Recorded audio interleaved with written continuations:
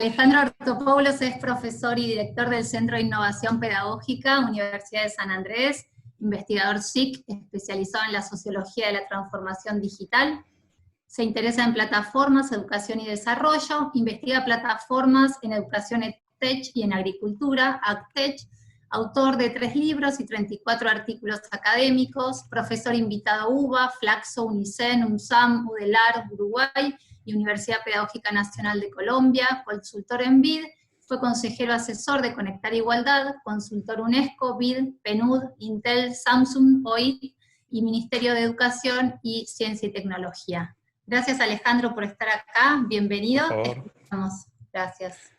Buenísimo. Yo voy a hablar un poquito así a capela primero y después voy a proyectar la presentación. Lo primero que quiero es contar un poco qué me motiva para esta ponencia. Lo primero es que, bueno, obviamente desde que empezó la cuarentena venimos reflexionando acerca de qué es lo que nos está pasando en general, pero también en particular en lo que hace a la transformación educativa. Y la verdad es que fueron meses muy intensos, muy intensos en la gestión, ¿sí? Porque los que estamos en un puesto de responsabilidad del manejo de las estrategias pedagógicas universitarias y las decisiones de adquisición de tecnología, realmente nos puso nos dislocó completamente, porque pasamos de una situación casi consultoril, ¿no? Absolutamente, no digo prescindente, pero un rol un poco secundario dentro de lo que es la gestión universitaria, a tener un rol protagónico y realmente muy, digo, tampoco con protagónico quiero decir que haya cambiado radicalmente nuestro rol. Lo que quiero decir es que aumentó la intensidad. Hay que ver qué va a suceder con nuestro rol en los próximos meses, años. Pero lo que sí fue una gran exigencia en cuanto a las decisiones, al trabajo, y bueno, por suerte, por lo menos en mi caso, ya estoy transitando una etapa un poco más tranquila, que por otro lado nos permite reflexionar, entender qué es lo que nos estuvo pasando y qué nos puede pasar en el futuro inmediato. Ahora, también los que estamos en el campo educativo, no solamente nos preocupamos por lo que nos pasa en nuestro nivel, en el nivel superior, sino que también podemos estar observando qué es lo que pasa en los otros niveles, en la educación básica, puntualmente. Entonces, bueno, esto motivó, por otro lado, esta reflexión motivó la escritura de algunos artículos o notas, columnas, de manera que esa intensidad no solamente fue al calor de la gestión y de las decisiones de la emergencia, sino también hubo pedidos y muchas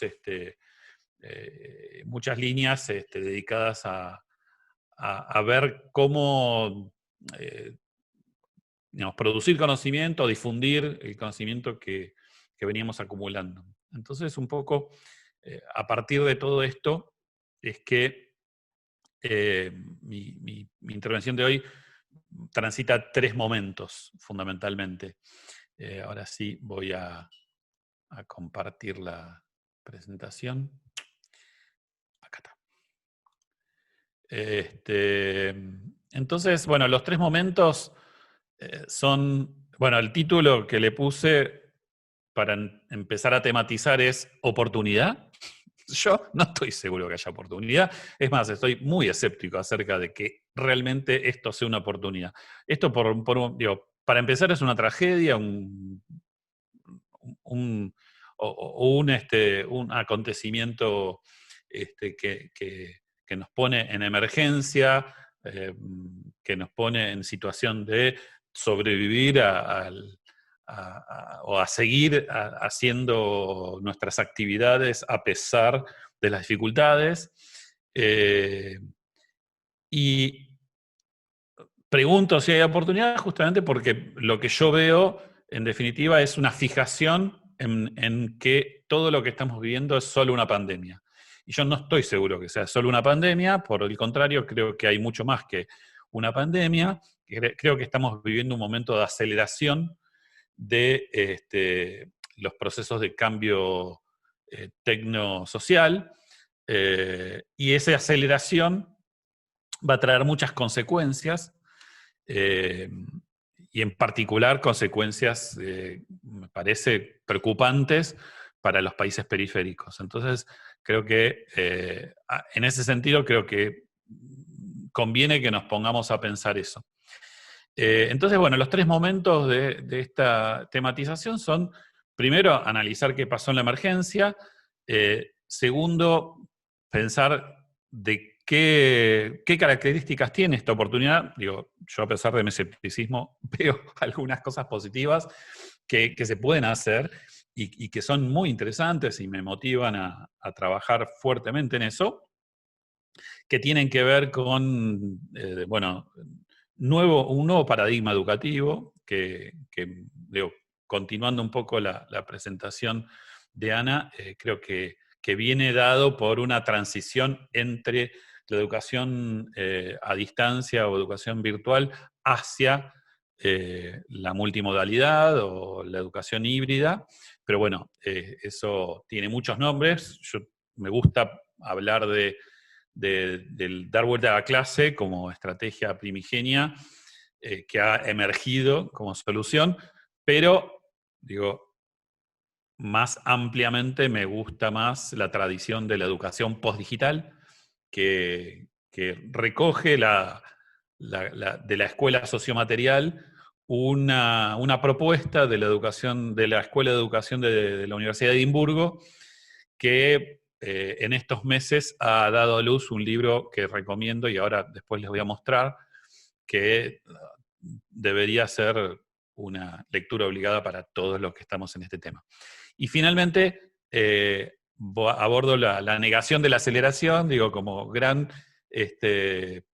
digamos, acontecimiento psicosocial, ¿no? En donde, digamos, Latinoamérica, pero particularmente la Argentina, sigue ejerciendo esta práctica que fundamentalmente es política, pero también es, me parece, digamos, una práctica extendida a otras actividades, no solamente políticas, en donde, como estamos siempre atendiendo la emergencia, siempre atendiendo lo urgente, no podemos elaborar estrategias. O sea, o pensamos que las grandes estrategias que formulamos son la resolución de las urgencias. Y en ese sentido, bueno, tenemos acontecimientos recientes como la Ley de Economía del Conocimiento que muestra cabalmente cómo estamos negando esa aceleración o auto boicoteándonos las posibilidades de la oportunidad. Por eso, digo, soy escéptico con las oportunidades. Pero bueno, vamos un poco a los números. Yo quizás voy a repetir un poco lo que anticipó Ana, pero yo voy a mostrar algunos números de lo que es la nueva brecha digital que descubrimos en la pandemia, que es la brecha de tareas, lo que se llama en inglés el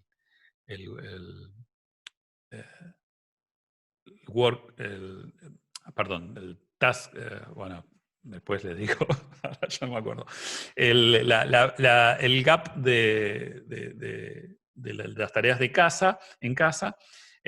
Bueno, primero, el tema de Internet, que, bueno, la desigualdad de acceso a Internet es bien geográfica, pero también tiene que ver también con diferencias socioeconómicas.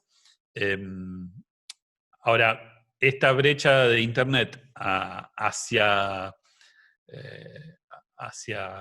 dentro, digamos, de la cuarentena, luego reveló que también teníamos un problema de brecha de dispositivos, ¿no? Entonces, por ejemplo, En el nivel primario en particular, hay una gran brecha de dispositivos. Los chicos no tienen dispositivos para trabajar en el hogar, amén de que otros no tienen un lugar físico o viven en hacinamiento y bueno, X. Pero también lo vemos en el nivel secundario, por ejemplo, y esto de cómo las instituciones se meten con la intimidad, bueno, en realidad la primera pregunta diría, las instituciones nunca consideraron que las tareas tenían que hacerse con computadora. Entonces, muchas familias de clase media tuvieron que salir corriendo a comprar computadoras, ¿no? O sea, en definitiva, el diagnóstico es las instituciones educativas, por defecto, negaron la necesidad de la existencia de dispositivos fuera de la escuela. ¿Sí? No. A lo sumo, lo que pensaron con los proyectos de inclusión digital es, bueno, tratar de generar una política de inclusión digital que reduzca las brechas en la institución, pero no en el hogar. Entonces, bueno, descubrimos el gran problema de la brecha de dispositivos, que en el caso de la educación pública es más aguda, ¿no? Este número es tremendo. Esto es una encuesta hecha a familias que mandan a sus chicos a escuelas públicas de todo el país, en donde, bueno, dicen que el principal dispositivo es un celular de un familiar. Digo, después vienen, recién el 20% es tener una notebook u otro dispositivo. Y finalmente, en los dispositivos de los docentes. Esto también es muy interesante y es reciente. Es una encuesta, es un informe que se hizo en base a datos de CETERA y del Ministerio de Educación. La mayoría de los docentes no tienen computadora propia de uso exclusivo en el hogar. La mayoría, y a mí me ha pasado, yo he dado cursos de capacitación docente en los últimos meses y muchos docentes el curso lo tomaban con celular, ¿sí? Pero cuando hablamos de que el problema es la capacitación docente, bueno, hay otros problemas en relación a cómo resolver el acceso de los docentes a lo digital, vamos a ponerlo cultura digital, pero más ampliamente todo lo que tiene que ver con lo digital. Es decir, la concepción de que el sistema educativo no piensa lo digital seriamente está bastante bien reflejado en estos números, en muchas dimensiones. O sea, todavía no llegamos a lo curricular. Pero bueno, finalmente, estos estudios, estas investigaciones nos muestran una realidad que en principio parecería muy dicotómica, pero en realidad no lo es. ¿Qué quiero decir con esto? Por un lado, las escuelas públicas, y estos son datos de la misma encuesta que mencionaba anteriormente, que es una de las pocas encuestas representativas que se hizo en los últimos meses. Bueno, la mayoría de los docentes públicos solo pudo mantener la continuidad educativa con WhatsApp más materiales impresos en diferentes formatos, PDF, fotocopias, libros, ¿sí? Esto es educación pública. Ahora, lo comparamos con la educación privada y la única diferencia que encontramos es que en un porcentaje más o menos amplio, ¿sí? Estamos hablando de un 45%, los colegios privados apostaron por este síndrome de representación del aula presencial, ¿no? Con Zoom, ¿no? O sea, apostaron a garantizar su servicio educativo, que es un servicio pago, con, bueno, Zoom, Google Meet, Skype, etc. Y en algunos, en el 34,8 a veces. Entonces, sí, es verdad, la diferencia es que en las escuelas privadas intentaron reproducir la cotidianidad del aula con estas herramientas sincrónicas, pero el resto fue puro PDF, para decirlo, ¿no? Entonces, en definitiva, el problema estuvo muy bien descrito por Ana. O sea, el problema es la mayoría de los docentes, de los equipos directivos, de las universidades, trata de reproducir el aula presencial con medios electrónicos, que es, digamos, una práctica absolutamente aparatosa, para poner una palabra más o menos descriptiva de la situación. ¿Por qué? Porque es imposible hacerlo. Digo, el Zoom es espectacular, voy a saltar un poco a algunas láminas de más adelante, les voy a mostrar, digo, el Zoom genera una situación empática muy buena, permite una relación sincrónica con poca latencia, ¿sí? Permite generar situaciones de aprendizaje activo, ¿sí? Pero tiene un problema, que es que para hacerlo, primero hay que lograr que los docentes dominen artes que no tienen, naturalmente. Por ejemplo, tecnologías avanzadas, el Zoom sin dos monitores es complicado de manejar. O bien, también lo bueno del Zoom es que queda la grabación. Entonces, luego los alumnos pueden repasar la clase grabada. Pero la mayoría de las instituciones no tienen repositorio de video para guardar esas clases en Zoom. Este es un ejemplo de un repositorio de video con todas las fuentes de video de Zoom. Es decir, que son dos, ¿no? La persona que habla y la de la clase, y además el texto que va generando el Zoom a través de la transcripción de lo que se está hablando. Y, por supuesto, todas las herramientas visuales. Una de ellas es, Padlet, Miro, etcétera, pero por otro lado tenemos el Kahoot, que ahora anunció que se va a integrar a Zoom, es decir, es una complejidad tecnológica y pedagógica bastante importante. Entonces, vuelvo para atrás. En definitiva, la realidad que tenemos es una realidad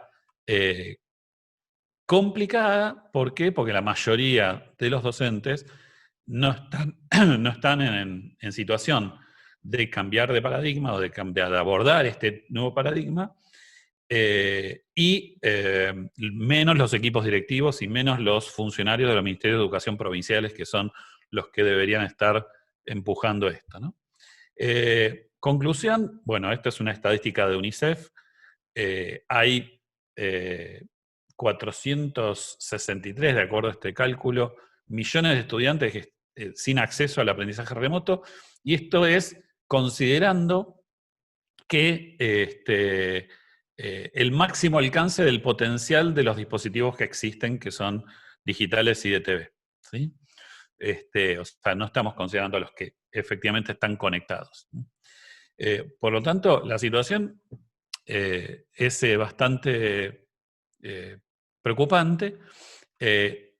¿Por qué? Porque, bueno, la didáctica emergente que apareció es una didáctica de emergencia basada en tareas y actividades que los alumnos terminan desarrollando con el apoyo de sus familiares, con una baja comunicación docente-alumno, con docentes que manejan el email y el WhatsApp como principal medio de comunicación, y con poco uso o uso muy básico de las plataformas de aprendizaje, que este es uno de los principales, de los problemas más graves para mí.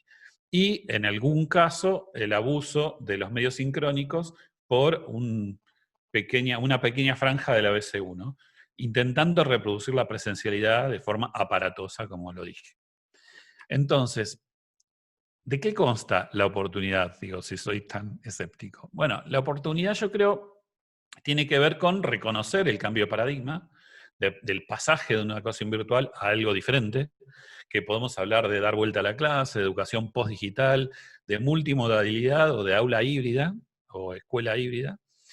Y la oportunidad tiene que ver con que, por supuesto, esta pandemia va a seguir con toda esta situación de rebrotes que tenemos. Probablemente todo el año que viene vamos a estar haciendo lo mismo que hicimos este año. Y creo que en vez de estar preocupados por volver a las aulas, deberíamos estar preocupados por mejorar la calidad de los procesos que efectivamente se están sosteniendo en forma en línea. Entonces, bueno, acá el principal tema es cómo poner en el centro los LMS, las plataformas de aprendizaje. Digo, cómo poner como principal problemática educativa no volver a las aulas o la discusión sobre si vamos a un patio con distanciamiento social para el cierre de los séptimos y quintos años, sino, bueno, cómo todo el sistema educativo empieza a manejar plataformas de aprendizaje. Y esto va desde lo de Juana Manso hasta el Google Classroom. Entonces, en definitiva, creo que hoy el único actor social que está sosteniendo esto son los sindicatos docentes. ¿Sí? Son los únicos que están diciendo, bueno, discutamos lo que hay que discutir seriamente, que es cómo hacemos para sostener la relación pedagógica básica por medios apropiados. Bueno, es incorporemos plataforma de aprendizaje, incorporemos las herramientas a todos de forma de combatir la desigualdad educativa hoy. Entonces, bueno, fíjense cómo es el proceso de difusión de las plataformas de aprendizaje, esto es el nivel superior en Estados Unidos, pero muestra, bueno, la diversidad de plataformas que hay y qué tipo de definiciones tenemos que tomar respecto de cómo estas tecnologías van a ser adoptadas.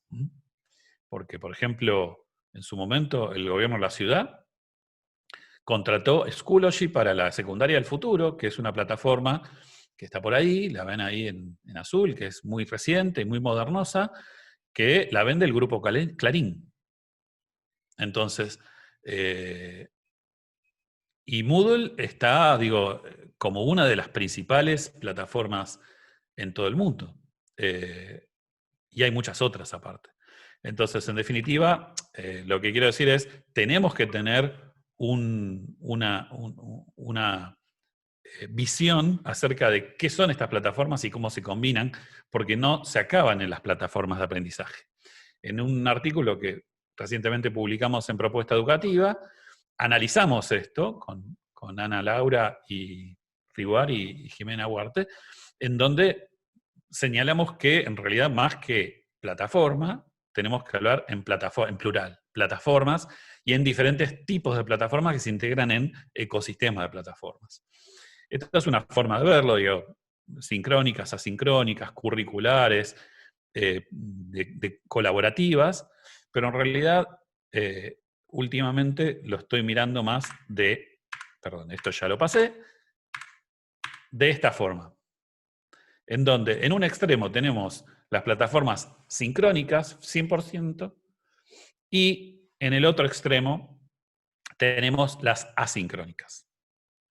¿Y por qué está bueno verlo de esta forma? Primero porque el diagnóstico que tenemos de lo que vimos de la emergencia es que, por un lado, la asincronía pura es la respuesta por defecto del sistema sin intervención.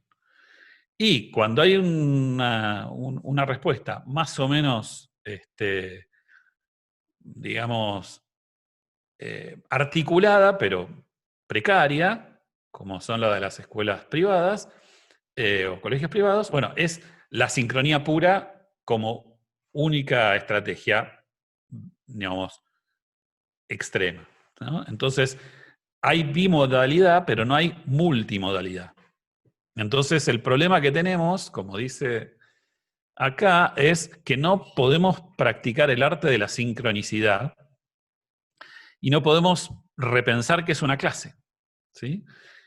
Principalmente porque a medida que logramos salir de la trampa del Zoom, o lo que se llama hoy, está tematizado como, perdón que yo estoy pareciendo para el otro lado, lo que se llama hoy la fatiga del Zoom, ¿sí? Que está bastante tematizado, hay un montón de artículos que describen cómo el abuso del Zoom generó situaciones, digamos, de alta ansiedad o de malestar psicológico o físico, que no tiene que ver solamente con la educación, tiene que ver con el teletrabajo, etc.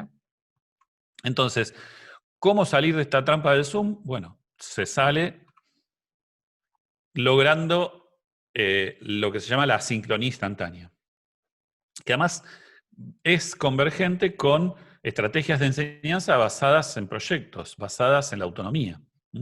Y ahí es donde las plataformas de enseñanza, junto con las plataformas de colaboración, pueden dar una respuesta acabada, pero para eso necesitamos un sistema, docentes que realmente puedan afrontar ese desafío. Por lo tanto, sí, tengo que ir cerrando, ¿no? Bueno, estamos bien, estamos bien.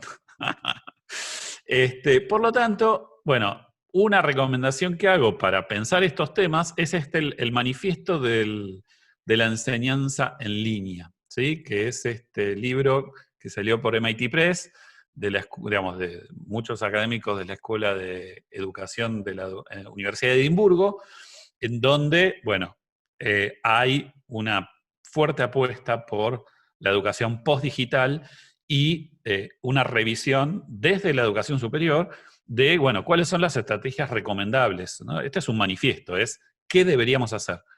Y es un manifiesto crítico, anticorporativo, bueno, muy desde la raíz de una universidad que contribuya a la sociedad.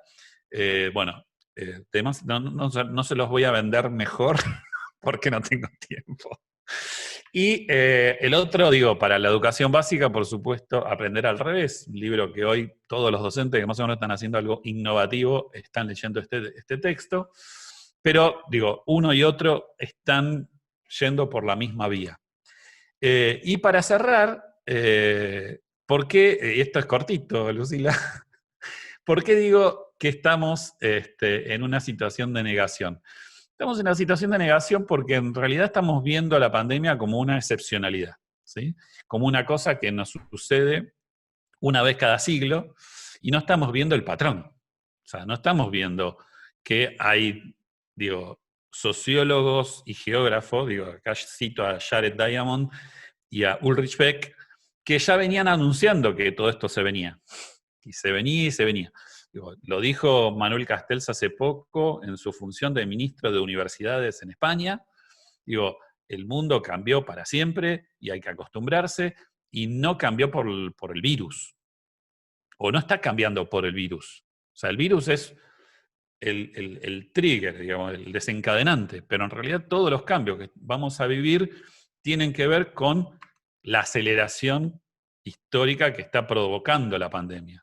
Aceleración en el teletrabajo, en el comercio electrónico, en la robotización, en la economía de plataformas, en la banca electrónica, en la educación en línea. Y esto nos pone en un brete a los países periféricos, que veníamos viendo que el desarrollo informacional era algo que era discutido, ¿no?, intelectualmente, pero era optativo. Bueno, el problema es que con esta aceleración digamos, hay una falta de freno para estos procesos. Entonces, en definitiva, y con esto cierro, acá hay dos artículos, uno mío y otro de Verónica Robert y Gabriel Baum, en donde analizamos la última ley de economía del conocimiento. Digo, hay una conexión entre un sistema educativo que mira para otro lado de lo digital y de los nuevos paradigmas de enseñanza y una ley de economía del conocimiento que solo beneficia al extractivismo cognitivo, que solo beneficia a las multinacionales que necesitan, digamos, exportar más y generar más dólares. Tenemos ahí un problema, que es que, digo, deberíamos tener una ley de economía del conocimiento que corrija los errores que se cometieron en la ley del software, ¿no?, y que realmente apueste al desarrollo informacional, y no lo estamos teniendo. ¿Por qué? Porque, de vuelta, seguimos pensando que todo es un problema, digamos, de urgencia y no es estructural. Bueno, ahora sí, terminé.